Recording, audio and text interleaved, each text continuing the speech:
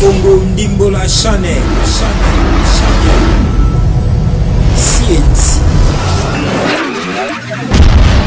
Action et détente.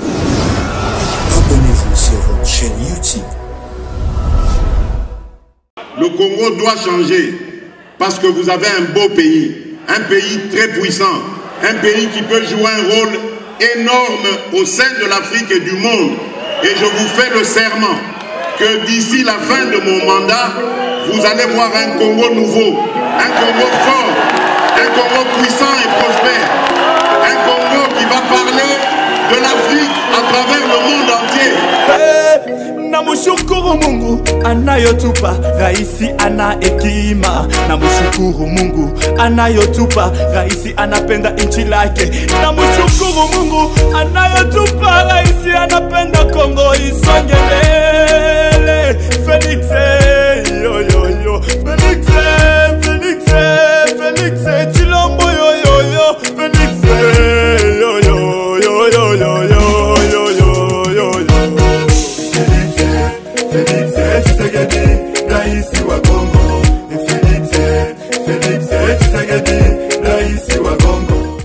C'est dans un climat de convivialité que s'est déroulée la remise et reprise au ministère de la Santé entre les ministres sortants, le docteur Eteni Longondo et l'entrant, le docteur Jean-Jacques Mbungani Mbanda. Même ambiance lors de la même cérémonie entre l'ex-vice-ministre Albert Mpeti et Madame Kilumba Nkulu qui les remplace à ses postes. Le docteur Jean-Jacques Mbungani arrive à la tête de ces méga-ministères au moment où le pays fait face à plusieurs défis, entre autres la pandémie de Covid-19 et Ebola. Le nouveau patron de la santé, Jean-Jacques Mbungani Mbanda, a profité de l'occasion pour rappeler l'engagement de la République démocratique du Congo via son ministère pour la couverture santé universelle afin de garantir à tout Congolais l'accès aux soins de santé de qualité à moindre coût, peu importe son rang social. Nous devons multiplier des efforts pour que, à l'avenir, le système sanitaire soit auprès de nos populations. Je vous promets qu'avec l'accompagnement de la vice-ministre ici présente et de l'ensemble du personnel administratif, nous allons donner notre mieux pour réaliser les grands défis qui nous attendent. Je mettrai et je m'efforcerai à mettre de l'humanisme dans le travail, le sérieux, afin que tous les défis soient relevés et donner la santé pour tous, tel que voulu et attendu par le peuple congolais. Le docteur Jean-Jacques Mbungani est un médecin généraliste qui a beaucoup travaillé en Belgique. Cadre du mouvement de libération du Congo MLC de Jean-Pierre Bemba Gombo, il était, jusqu'à sa nomination, secrétaire national en charge des affaires extérieures et de la fédération extérieure de ses partis politiques.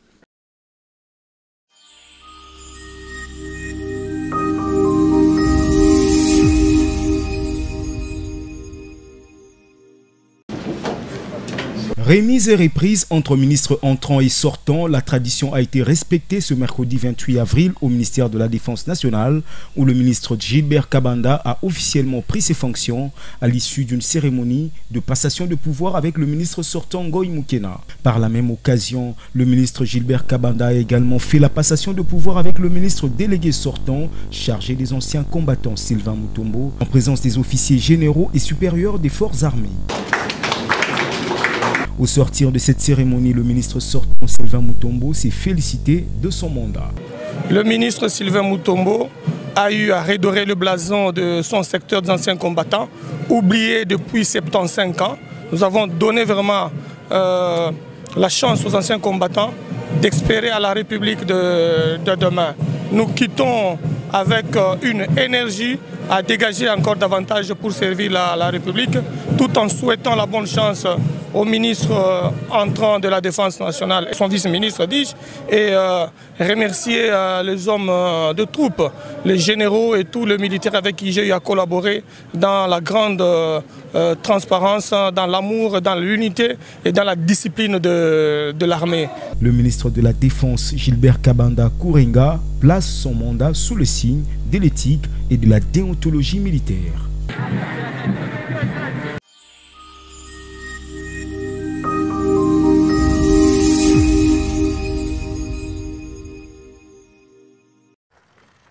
Mesdames, Messieurs, bonjour.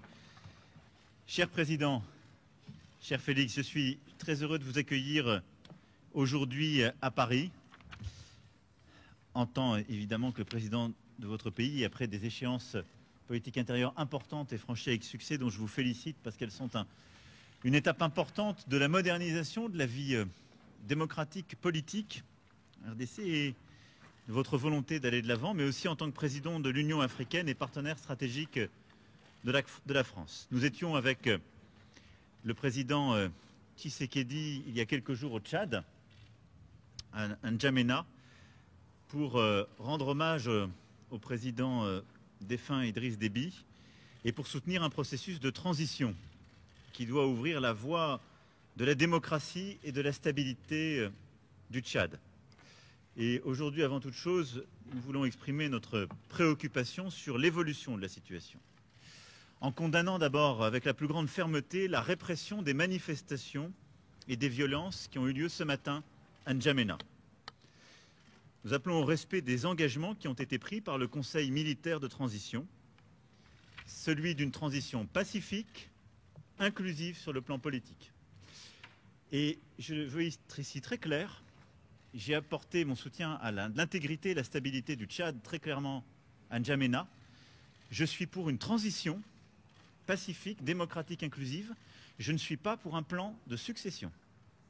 Et la France ne sera jamais aux côtés de celles et ceux qui forment ce projet. Le temps est venu de lancer un dialogue politique national ouvert à tous les Tchadiens. C'est ce qui est attendu aujourd'hui du Conseil militaire de transition et c'est la condition même de notre soutien. Et je veux ici dire que nous resterons engagés aux côtés de l'Union africaine, que préside le président Tshisekedi cette année, aux côtés aussi du G5 Sahel, et je veux saluer l'effort des présidents du G5 Sahel qui ont aussi œuvré à cette médiation avec beaucoup de force. Et il faut que dans les prochains jours, nous puissions rétablir la situation qui aujourd'hui me préoccupe très fortement. Au-delà de ce sujet, notre coopération est évidemment riche de beaucoup de dossiers bilatéraux que nous allons évoquer dans quelques instants. Volonté de développer la coopération économique, les opportunités offertes à la jeunesse de votre pays par les programmes d'éducation, de santé et de création d'activités économiques, politique aussi de francophonie, car nous avons là-dessus également beaucoup à faire ensemble. Et puis évidemment, ce sont tous nos efforts d'accompagnement pour la stabilité, la paix partout sur votre territoire national. Et je sais ô combien vous y êtes attachés face aux déstabilisations qui peuvent exister. Enfin, nous évoquerons aussi les grands sujets continentaux. Et en effet, nous avons un agenda extrêmement chargé. Le premier, c'est continuer à faire vivre la solidarité internationale face à la pandémie. Il y a un an, nous avons lancé ensemble, avec plusieurs collègues, l'initiative ACTA pour aider l'Afrique à répondre aux défis de la pandémie. Elle a permis de faire plusieurs avancées, nous y sommes revenus ces derniers jours, pour aider au financement, aider aussi à plus de tests, de diagnostics, l'accès aux vaccins et à la montée en puissance des systèmes de santé primaire. Mais beaucoup reste à faire pour mobiliser plus de financement, mais avoir également des actions concrètes indispensables. Et donc ensemble, nous souhaitons agir pour que le G7, le G20 soient des rendez-vous utiles qui répondent aux besoins des Africaines et des Africains, la vaccination de tous les personnels de santé sur laquelle nous étions engagés il y a plusieurs semaines, et tant d'autres sujets. Et puis dans quelques semaines, nous nous retrouverons donc 17-18 mai prochain à Paris pour un sommet avec beaucoup d'autres leaders du continent africain et du monde entier, le sommet pour le financement des économies africaines. Et je veux ici que chacun ait bien en tête le choc, pas simplement sanitaire, mais économique, que le continent africain subit depuis 2020.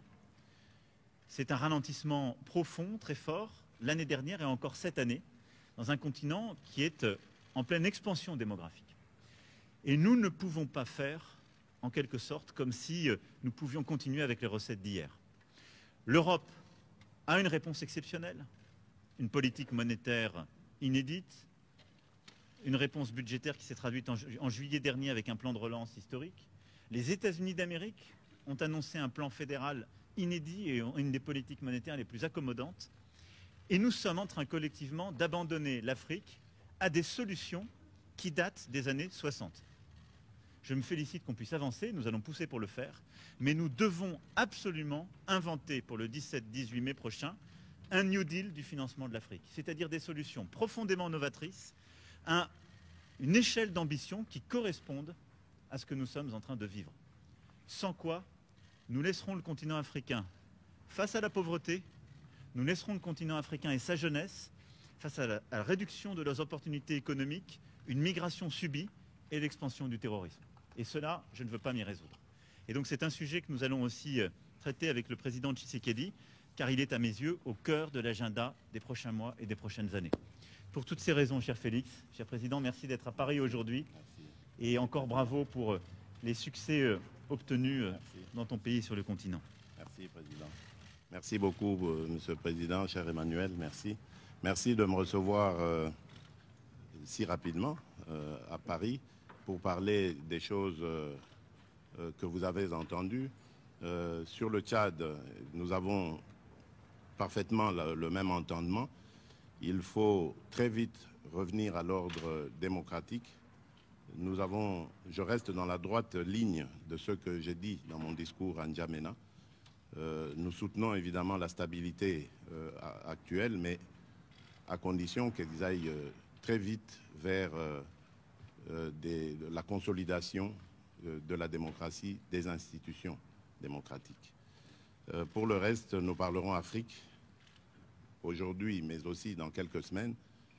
L'Afrique qui a lancé sa zone de libre-échange continentale, ce vaste marché commun que nous voulons à l'image de celui d'Europe et pour lequel nous comptons sur nos partenaires traditionnels afin de nous accompagner dans cette grande aventure qui va être nécessaire pour le bonheur de notre continent. La paix, bien évidemment, reste au centre de nos préoccupations. Au niveau africain, nous avons cet objectif de faire taire les armes.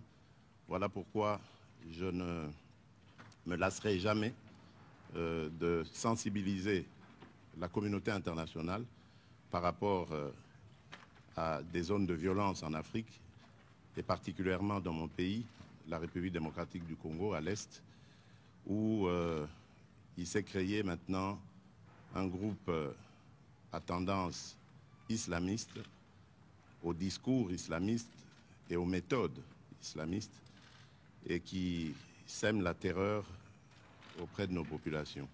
Donc là, je suis plus que jamais déterminé à l'éradiquer et je compte sur le soutien de la France. Pour le reste, le président Emmanuel Macron a très bien détaillé les sujets sur lesquels nous allons nous appesantir. Et donc, je vous remercie. Je vous remercie, Monsieur le Président, cher Emmanuel. Et je crois que nous pouvons aller travailler. Merci beaucoup. Voilà. Merci à tous. Merci.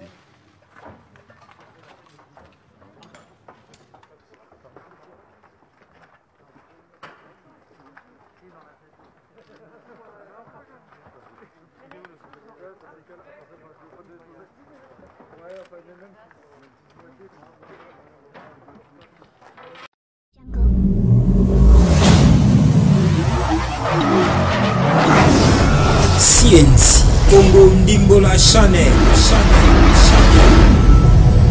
CNC Action et détente. Abonnez-vous sur votre chaîne YouTube